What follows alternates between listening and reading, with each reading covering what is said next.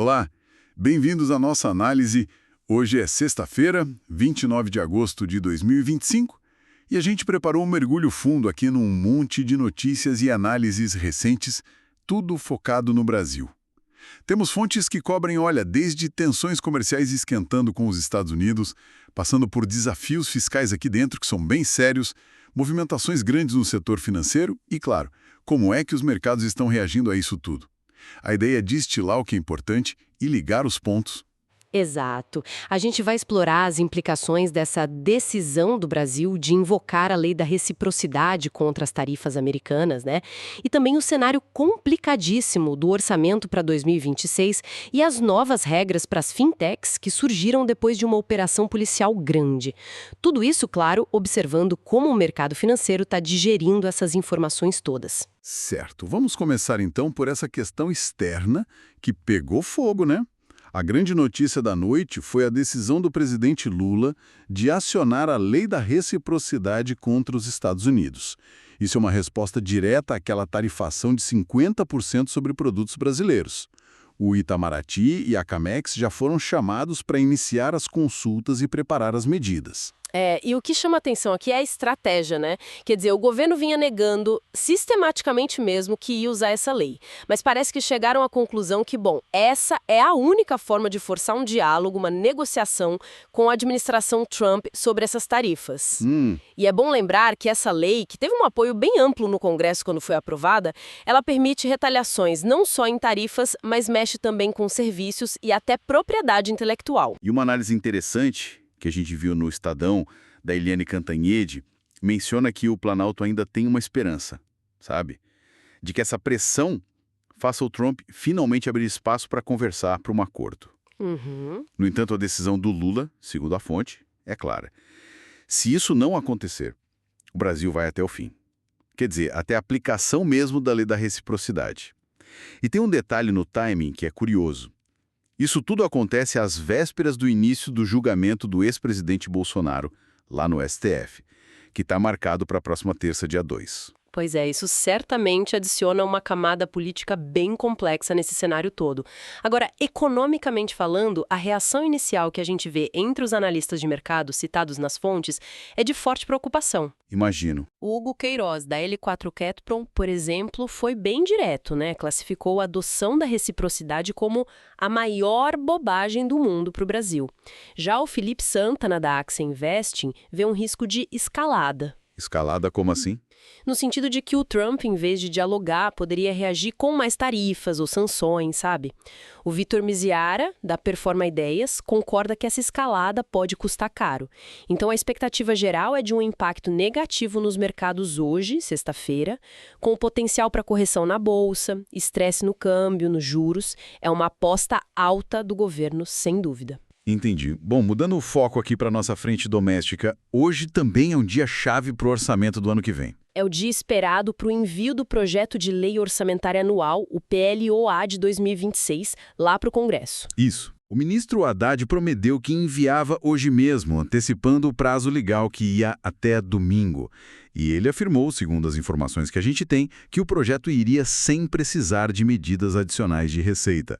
Só que, bom, a realidade para fechar essa conta de 2026 parece bem mais complicada do que o discurso. Pelo que as fontes indicam, o governo depende e muito de aprovações no Congresso que ainda estão pendentes. Ah, tem coisa emperrada ainda. Tem, e coisa importante. Por exemplo, tem uma MP, uma medida provisória, que é crucial para compensar a perda de receita com as mudanças no IOF.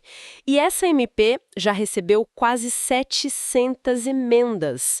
Isso sinaliza que a negociação no Congresso vai ser bem dura. Nossa, 700 emendas? Exato. E além disso, tem um projeto que nem foi apresentado ainda, que prevê um corte de 10% nos benefícios fiscais, algo que daria uns 20 bilhões. E ainda tem toda aquela discussão sobre revogar a isenção de LCI e CRA, embora talvez poupem Fiagro e CRA, isso daria mais uns 2,6 bilhões. E do lado das receitas que já estão, digamos, mais no papel, o governo conta com aquele aumento da alíquota do IOF, né? Conta também com 14,8 bilhões de leilões de petróleo, Mas esse valor, atenção, já tinha sido meio que incorporado na previsão de 2025. Uhum. Dividendos de estatais, que a PLDO prevê 37 bilhões, mas pode ser mais. E ganhos com transações tributárias, aquelas renegociações de dívidas. Pois é, mas aí entra um contraponto bem forte do Tribunal de Contas da União, o TCU. Saiu um relatório dele sobre o projeto de lei de diretrizes orçamentárias, o PLDO, que é tipo o mapa para o orçamento do ano seguinte. E o relatório foi bem crítico. Crítico como? Apontou o que eles chamaram de indícios de imprecisão nas projeções do governo. O TCU identificou receitas que parecem superestimadas e premissas otimistas demais.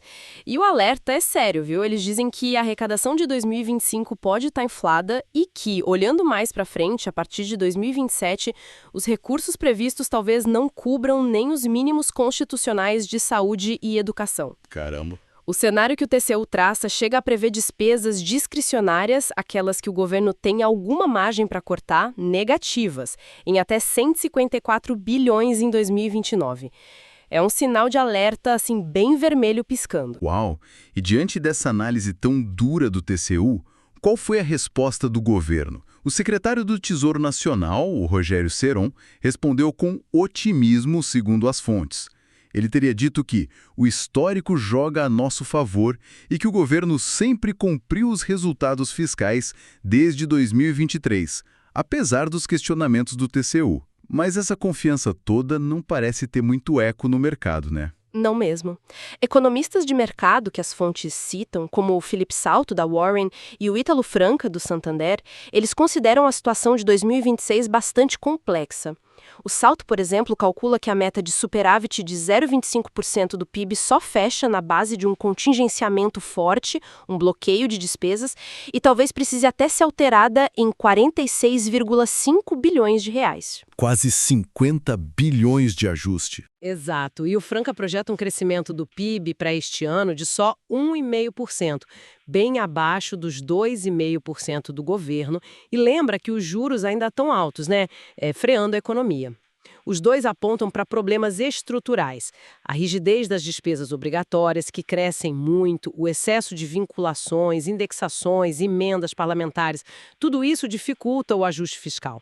E para complicar, o governo ainda depende da aprovação no Senado da PEC 66, que daria um alívio de 12,4 bilhões no teto, tirando precatórios e RPVs da conta a partir de 2026.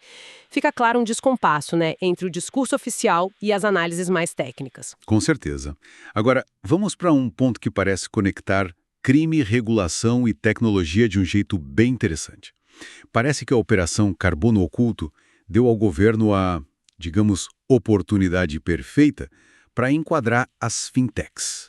Parece que sim. Essa operação, que foi deflagrada ontem, quinta-feira, desmantelou um esquema super sofisticado que as fontes atribuem ao PCC, o primeiro comando da capital. Usavam uma rede de postos de combustível em 10 estados e, o ponto-chave aqui, fintechs para lavar dinheiro. A escala é absurda, 52 bilhões movimentados em 4 anos. É um número impressionante e que força uma mudança regulatória, né? As fontes indicam que essa pressão para regular melhor as fintechs já existia antes. Tanto a Febraban, que é a Federação dos Bancos, quanto a OCDE já vinham cobrando providências do Ministério da Fazenda. Ah, já havia essa pressão? Do Banco Central ou da Receita Federal que os bancos grandes têm. E essa brecha, claro, estava sendo usada pelo crime organizado e também para lavar dinheiro de apostas online, as famosas bets.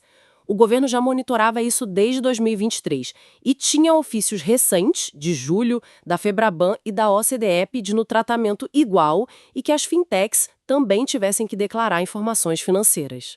Entendi. E aí, com a repercussão da Carbono Oculto, a resposta veio rápida. O ministro Haddad anunciou que, a partir de hoje, sexta-feira, a Receita Federal passa a enquadrar as fintechs como instituições financeiras.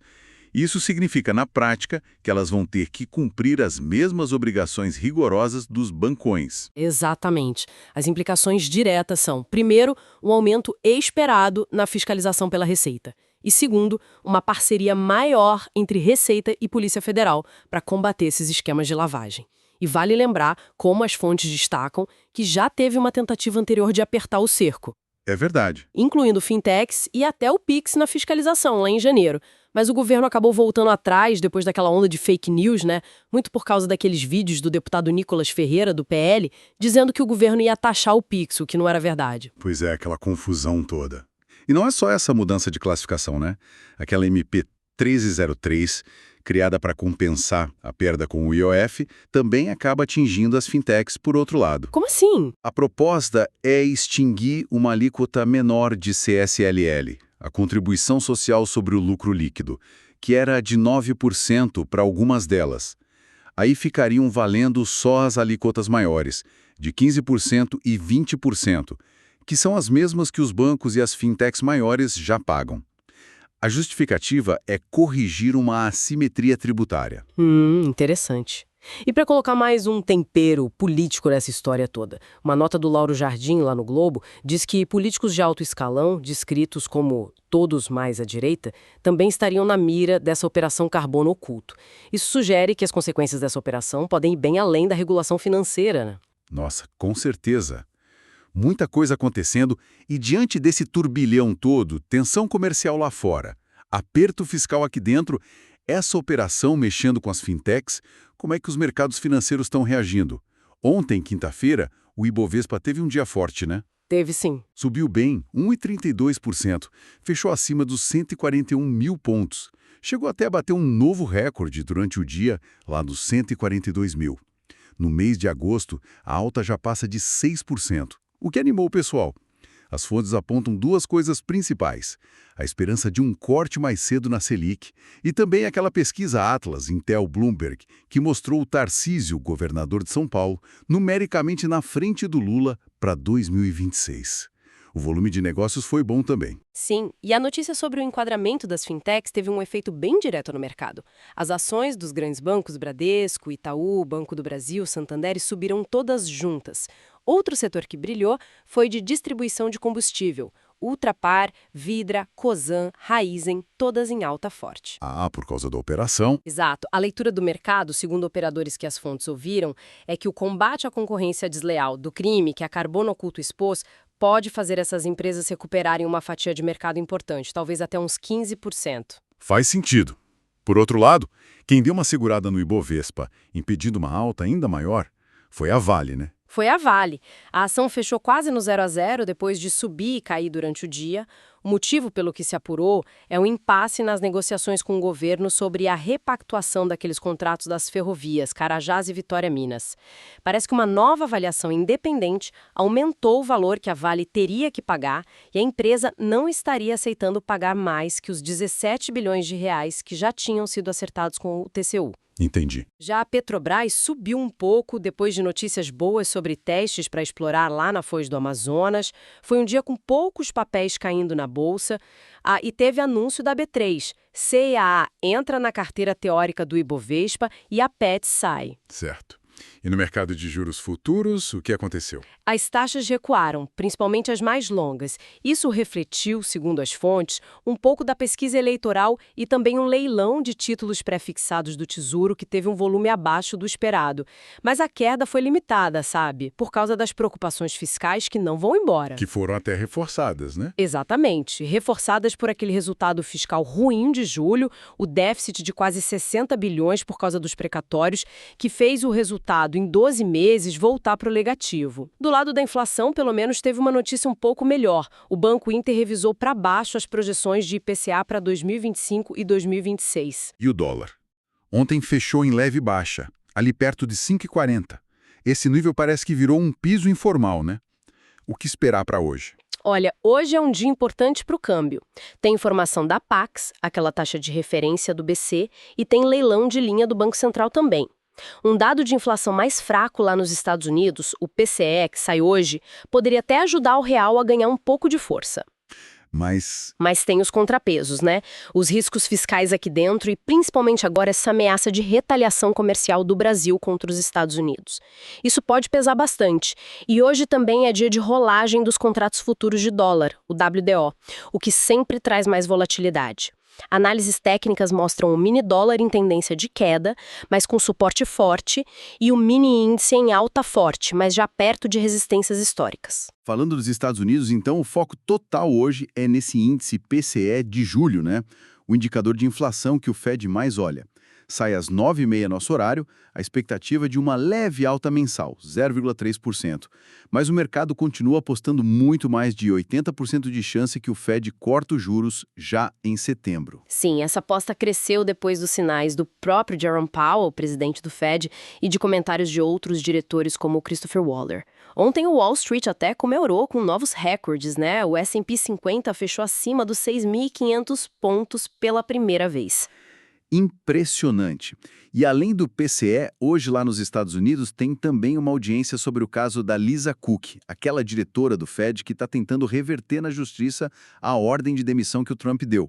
Mais um elemento sobre essa questão da influência política no Fed. Exato. E olhando para o cenário global de forma mais ampla, o clima hoje é mais de cautela antes desses dados americanos. As bolsas na Europa e os futuros em Nova York estão operando no vermelho agora, de manhã. O petróleo está caindo um pouco depois de subir bem recentemente. E o minério de ferro na China teve uma leve alta. O Bitcoin também está em queda. Tem dados econômicos saindo no Canadá e na Alemanha hoje. E no fim de semana, atenção para os PMIs da China, que são sempre importantes. Bom, então tentando amarrar tudo isso aqui, o que a gente tem é um cenário bem complexo para o Brasil, né? Uma tensão comercial se desenhando com o principal parceiro econômico, desafios fiscais internos gigantescos, que dependem de negociações políticas difíceis, uma reorganização regulatória importante no setor financeiro, que tem a ver com o combate ao crime, e os mercados financeiros reagindo a cada vírgula, inclusive já olhando para as primeiras pesquisas para 2026. Ufa. É exatamente isso. É a interação entre essa política externa mais, digamos, assertiva, a fragilidade, a complexidade do nosso orçamento aqui dentro e essas ações de combate ao crime organizado que criam um ambiente de muita volatilidade e incerteza para o Brasil. A capacidade do governo de navegar nessas múltiplas frentes, negociando com os Estados Unidos, negociando com o Congresso, gerenciando as expectativas do mercado, vai ser, assim, absolutamente crucial nos próximos meses. E para quem nos acompanha, talvez uma reflexão final para ficar matutando.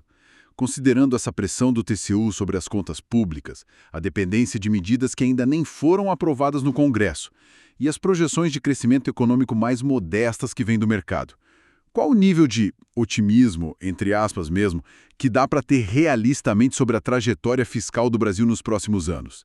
E como essa perspectiva, seja ela qual for, pode impactar as decisões de investimento e o ambiente econômico de um jeito mais amplo, ainda mais agora com essa nova camada de incerteza vinda da briga comercial com os Estados Unidos. É uma questão fundamental para se pensar, sem dúvida nenhuma, especialmente quando a gente adiciona essa nova variável da tensão comercial na equação.